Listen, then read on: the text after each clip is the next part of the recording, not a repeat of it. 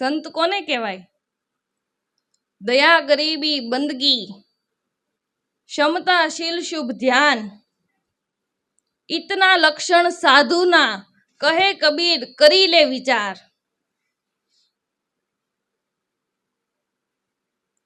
तो दया, જેના હૃદયની અંદર દયાના ભાવ ઉભરાય છે, કોઈ જીવને માયામાં હવળતો જોઈ એને તારવાનો ભાવ થાય, કેવી રીતે આ માર્ગની અંદર સફળ થવાય,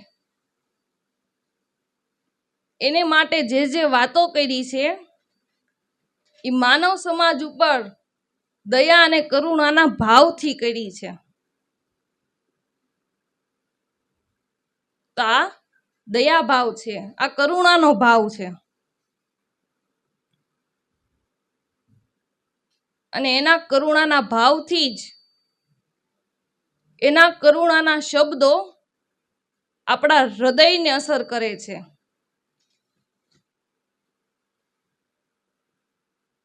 બાકી મોઢાની લવારી કરનારા ઉપદેશક તો ઘણા મળે, પણ આવા ભાવવાળા શબ્દો મળવા ને, અને ઈ જ આપણા મનને સ્પર્શ કરે, અને ઈ જ આપણી ભાગ્યની રેખાને પલટાવે.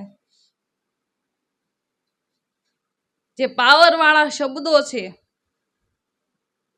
એ કઠોર મનને પણ અસર કરે છે.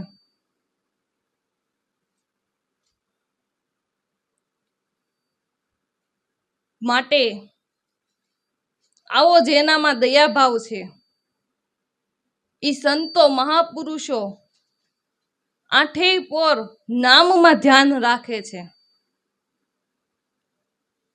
એનું આઠેય પોર નામમાં ધ્યાન હોય. આઠેય પોર મન મસ્ત બની જેનું રેવે, જેને જાગ્યો છે તુરિયાનો તાર, નામ ને રૂપ મિથ્યા જાણી એને ભજનનો છે આહાર.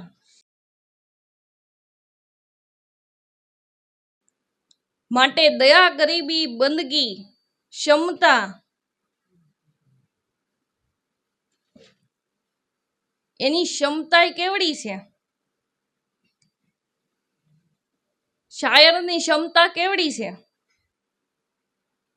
આવો વરસાદ ક્યાંક 10 ઇંચ પડી જાય, ક્યાંક 12 ઇંચ પડી જાય, ક્યાંક 14 ઇંચ પડી જાય. કદાચ આખી પૃથ્વી ઉપર આવો વરસાદ પડી જાય અને બધી નદીઓ ધસમસતી વહી જતી હોય, ઘોડાપુર સમુદ્રમાં જાય, છતાંય બધી નદીઓને સમાવવાની શક્તિ સમુદ્રમાં છે. જે ધસમસતી નદીઓ વહી જતી હોય એને સમાવવાની શક્તિ સમુદ્રમાં છે.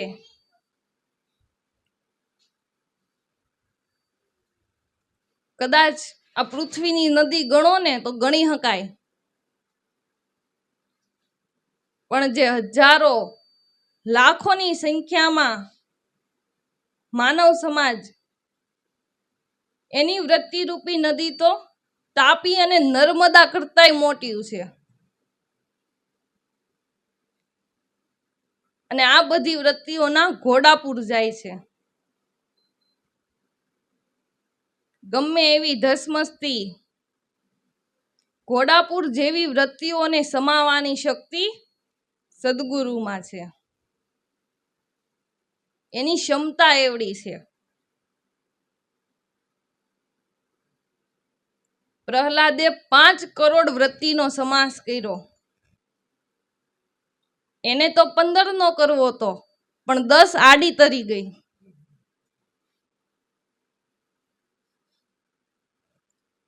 માટે જે ગુરુના ચરણે થાય એને સમાવવાની શક્તિ સદગુરુમાં છે, એ સમાવી શકે. પવિત્ર જળાશયોની નદીઓને તો સમાવે, પણ ગંધારા પાણીની હોય એને સમાવે.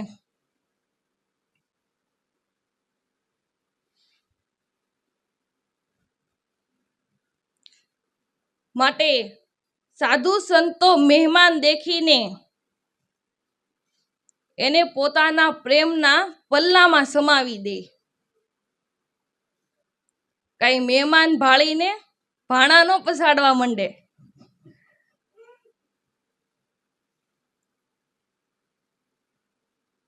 આપણે તો માણસ જોઈને અરુચિ થાય,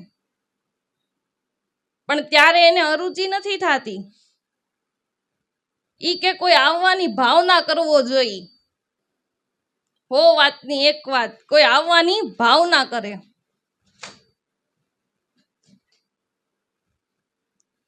માટે દયા, ગરીબી, બંદગી, ક્ષમતા, શીલ, શુભ, ધ્યાન, જેના સર્વશીલ શુભ છે, પવિત્ર છે, નિર્મળ છે. માટે મહાપુરુષનું જોવું એ ભગવાનનું જોવું છે. સંત સાંભળે ઈ ભગવાન સાંભળે. સદગુરુ બોલે ઈ ભગવાન બોલે.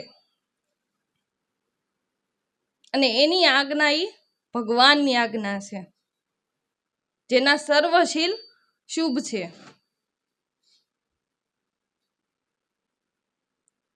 ચંપો જેમ પોતાના પુષ્પથી શોભાયમાન લાગે ને, એમ સંતો મહાપુરુષો ગુણથી શોભાયમાન લાગે. ગુણની શોભા છે. શુભ ગુણ વિનાનો માણસ પશુ સમાન છે. એટલે આપણા સદગુરુ આપણા જીવનની અંદર સતગુણનો શણગાર સજ્જ કરાવે છે, કે એક એક ગુણ જેની કિંમત નો આંકાય એવા ગુણોનો અલંકાર સદગુરુ આપણને પોતાના બાળક જાણી અને ધારણ કરાવે. આ પણ એનો બહુ મોટો ઉપકાર છે. આ તેનો બહુ મોટો ઉપકાર છે કે જે આપણને આપણા જીવનની અંદર ગુણોના અલંકારો સજ્જ કરાવી દે છે. માટે એવા ગુણો અને આચારનો ભેખ ધારણ કરનાર સદગુરુ ભલે એને વેશ ન કાઢ્યો, ભેખ ન ધર્યો, પણ મન સદા જેણે માર્યું.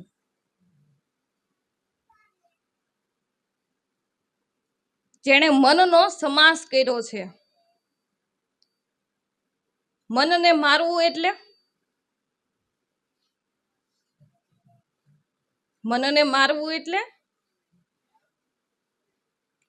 મન જ્યાંથી ઉત્પન્ન થયું ત્યાં સમાવી દેવું. આ મનનું સારામાં સારું મરણ છે. અને આ મરણ સમરણથી થાય. સમરણ કરતા કરતા આપણું મન જ્યાંથી ઉત્પન્ન થયું ત્યાં પોતાના મૂળ સ્વરૂપમાં સમાઈ જાય. જ્યાંથી મન ઉત્પન્ન થયું છે એ પોતાના મૂળ સ્વરૂપમાં સમાઈ જાય. આ સહજ સમાધિ છે. આ સહજ સમાધિ છે. માટે મન સદા જેણે માર્યું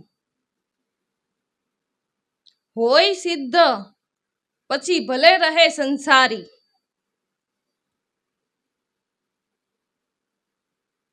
જેનું મન નામમાં સમાણું એ સિદ્ધ અવસ્થા.